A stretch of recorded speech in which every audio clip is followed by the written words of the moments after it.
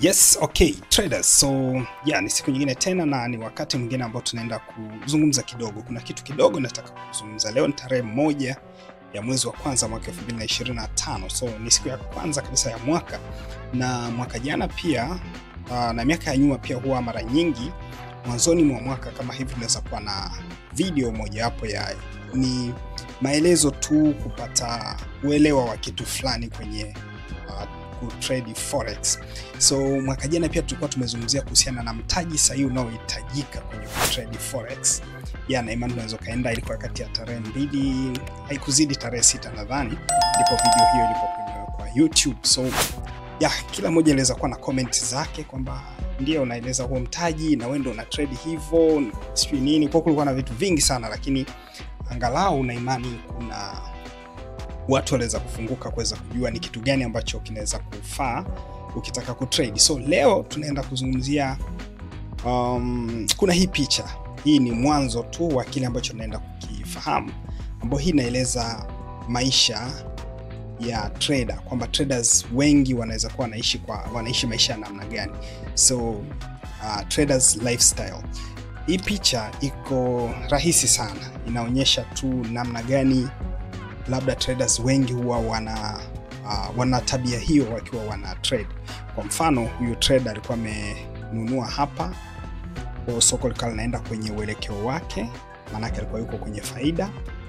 Lipokuwa linaelekea kwenye uelekeo wake huko na faida, akachukua screenshot, ambayo screenshot hiyo ndio mara nyingi utakuta mtu ana share maybe kwenye groups au kwenye status kwa namna yoyote ile, kuonyesha ni namna gani amepata faida. Lakini wakati huo soko huwa haliwezi kuflow kuelekea upande mmoja muda wote. Kunaweza kuwa pullbacks ambazo labda ndio likawa tayari limegeuka moja kwa moja, au labda kwa muda mfupi short term. Sasa kama hapa, hii pullback iliweza kurudi na ikazidi mpaka pale ambapo alikuwa amenunua. Kwa manake kama alikuja kuchukua faida hapa, manake ilikuwa ni hasara, manake amefunga chini ya ile thamani ambayo alinunulia. Kwa mwisho wa siku kama alikuja kufunga faida hapa, basi hiyo ilikuwa ni hasara. Sasa nini kiko hapa ni kwamba kwenye group au kwenye status au kwa namna yoyote anakuwa amesha share hii faida hapa, lakini hiki kinachokuja kufungwa baadaye hapa kinabaki kuwa ni siri. Unaona?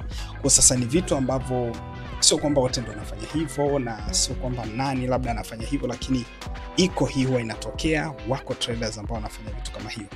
Kwa hiyo hii inakuwa ni mtu labda ana motivate watu wajiunge na program fulani, program yake labda ni Signal, watu wajiunge na training, watu wanunue labda ni robot. Kwa hiyo vinakuwa vitu vingi sana vinaweza kuhusiana na lifestyle ya mtindo kama huu ya forex traders wengi ambao wanaenda kwa namna kama hiyo. So hivi ndivyo inakuwa. Kwa sasa ukiwa upo kwenye sijui ni nini, niseme labda ni mwanzo unaanza, nasema beginner, unaweza kaona kwamba kumbe mambo ni rahisi ukiwa unaona hizo screenshots na vitu vingine, kwa sababu hujajua njia sahihi ya kuweza kujudge kwamba huyu trader anaweza kuwa ni sahihi au sio sahihi. Unaweza usiwe na njia sahihi za kuweza kujudge. Kwa hiyo leo katika maelezo ya hii video nitajaribu kuonyesha njia sahihi ambayo unaweza kuitumia kujudge kwamba huyu trader ni sahihi au sio sahihi, kwamba huyu trader ni kweli ambacho anakionyesha ndicho anachokifanya au anachokionyesha sio ambacho anakifanya. Kwa nitajaribu kuonyesha hiyo njia. Kwa hii ni picha kwa ufupi, lakini imeweza kubeba ujumbe mkubwa sana kwa forex traders. Sasa kwa nini nimeweza kupenda pia kufanya hii video? Kwa sababu nimekuwa nikikuta hizo scenario za watu kutokujua namna gani atajudge kwamba huyo trader ni sahihi au sio sahihi, zilikuwa zikitokea mara kwa mara. Na moja kati ya hizo scenario, ngoja tuone kama ni exit drawing, halafu nije hapa. So kwa mfano hapa, hii ilikuwa ni tarehe 25, kiangalia hapa ilikuwa ni December 25, 2024, maana ni mwaka jana hiyo tunaweza kusema. Ambapo hii ni chat ya LinkedIn. Kwa wale wanaotumia LinkedIn, ni platform ambayo pia iko very professional katika aspect zote, trading, nini, kitu chochote, lakini ni platform ambayo ni professional sana. Unaweza kupata kazi, ukafanya vitu vyovyote vile ambavyo vinahusiana na mambo ya ajira na namna zote zile. Kwa hiyo sasa nimejaribu kuficha ID ya mtu hapa, lakini hii ndo ID yangu mwenyewe. Kwa hiyo kuna mtu ambaye nilikuwa na chat naye ambaye alikuwa ananiuliza vitu fulani, lakini kwa ujumla picha iliyokuwepo ni kwamba yeye ni trader ambaye ana muda kama alivyoeleza humo, nadhani ni zaidi ya mwaka mmoja yuko kwenye trading. So alichokuwa yeye anahitaji ni kwamba anahitaji fund kwa ajili ya trading, anahitaji kuwa funded. So katika kuhitaji kuwa funded ndo akawa ametuma hiyo request. So moja ya kitu ambacho nilimwambia kwamba okay, kama anahitaji fund, alikuwa anahitaji, sikujua anahitaji kiasi gani mwanzo, lakini katika kuendelea, kwa sababu nikamwambia okay, aende kwenye website akafanya request ya kuwa funded, kwa sababu tuko na website ambako kuna program pia ya funding. Kwa hiyo nikamwambia nenda akafanya request. Kwa hiyo alivyoenda kusoma kule akaona kuna fund ya $500, $1000. Akasema yeye anahitaji hela nyingi kiasi hicho, anahitaji kama $60 ili aweze kusubscribe funding program za PropFirm. So anahitaji kiasi kidogo sana. So nikamwambia okay fine, tuma ile historia yako ya trading, kwamba performance, hata kama ni kwenye demo lakini onyesha performance yako. So akawa anatuma the screenshots ambavyo yani huwezi jua kiuhalisia kwamba sasa ni nini. So kajaribu kumpa maelekezo kwamba asitume hizi screenshots, atume platform yoyote ambayo imeunganishwa na akaunti zake ambazo huwa anatumia kwenye trading, ili tuweze kuona historia yake ya nyuma inaendaje. So hapo ndo mtihani ulipokuwepo, kwa sababu kwanza hajui platform yoyote ambayo inaweza kuwa inatumika kwa ajili ya kuanalyze performance ya trader. Hiyo ndio ilikuwa changamoto hiyo, kwamba hajui platform yoyote. Kwa yeye zaidi aliweza kuendelea kutuma screenshots ili kuweza kushawishi kwamba kweli ana trade vizuri. Hizi screenshots ndio zinakuwa kama vile nilivyokueleza hapo mwanzo, kwamba hii screenshot ilitumwa hapa, unakuta ni wakati ambao trade ilikuwa labda bado ina run, afu baadaye ikafunga kwenye loss. Kwa ukiona kwenye screenshots 2-3 kama hivi, unaweza kuona yes, huyu mtu ana perform vizuri, anafanya vizuri, lakini kumbe katika uhalisia hizo trades zikuja kufunga kwenye loss. Ona? Yes, kwa hiyo sasa nikamwambia hiyo platform kwamba ni platform gani ambayo tunahitaji tuweze kuona hiyo performance yake inaonekana.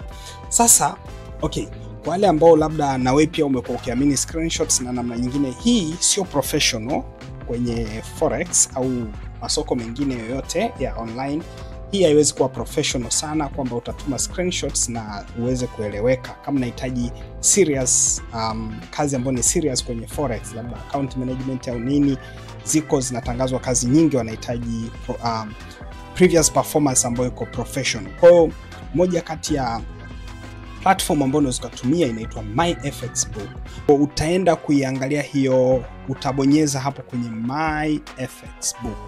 Kwa MyFXBook ni moja kati ya platform ambayo inaweza kukusaidia kutunza ile track ya records zako. Ukiwa na account yako na trade, ukitaka kujua performance ya strategy yako, login ile tengeneza account kwenye MyFXBook, link na ile account yako kwa kutumia zile login, ile trading account.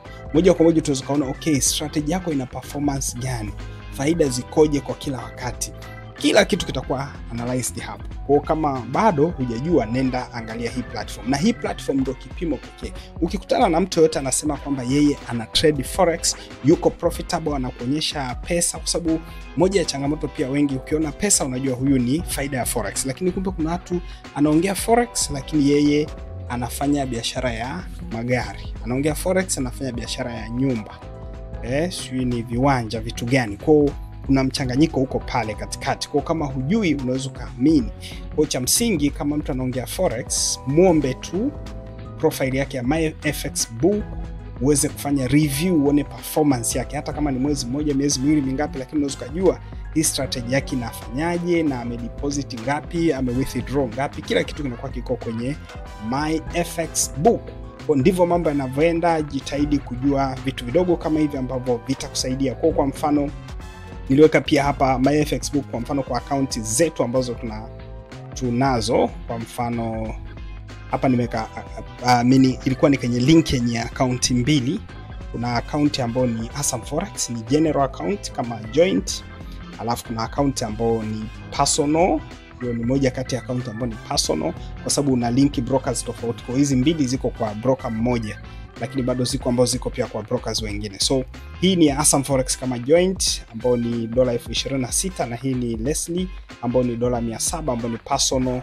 Kwa inaonyesha sasa gain hapa ambayo sasa actually hii ni setting ya gain kwa miezi kadhaa ambayo inaweza kusoma kule ni kama ya mwaka, lakini hizi account hazija trade kwa mwaka mzima, ni kati ya miezi 6. So unaweza kaangalia gain ya mwezi, gain ya wiki, gain ya siku, gain ya mwaka. Kwa kuna vitu kama hivyo vinakuwepo. Kwa ukishaona hivi pia una uwezo wa kwenda maeneo mengine tofauti ya kuona hata trades zilizofungwa na kufunguliwa, kuona withdraw, kila kitu kinapatikana kwenye MyFXBook. Kwa nenda kwenye www.asamforex.com, nenda kule kwenye others, angalia MyFXBook, create profile, login kule, endelea na vitu vingine. Na mtu yoyote akisema kwamba yeye ni trader kweli anajua forex, mwambie login account yake kwenye MyFXBook uone historia. Hata kama ametrade miaka 50 nyuma, utakuwa na uwezo wa kuona hiyo miaka 50 yote alikuwa akifanya kitu gani.